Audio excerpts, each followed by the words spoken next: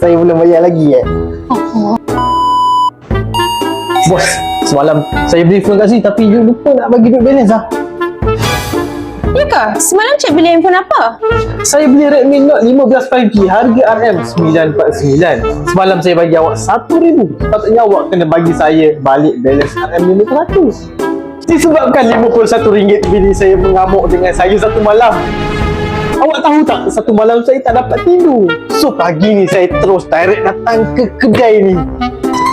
Oh, saya sudah ingat. Awak yang beli Redmi Note 15 5G tu kan? Semalam saya tengah cari awak. Awak yang customer kan tak bayar terus belah macam tu je. Awak pun tak bayar lagi. Apa? Siapa cakap saya tak bayar? Semalam saya pakai baju sama, seluar yang sama.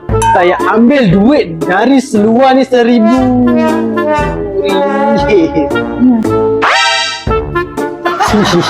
Saya belum bayar lagi Ya, betul. Awak belum bayar lagi. Oh, ya ke? Sekarang saya bayar, bagi balik balance RM51. Awak betul baik hati. Saya memang nak pergi cari awak. Awak pula datang dengan sendiri. Tasha! Ayo.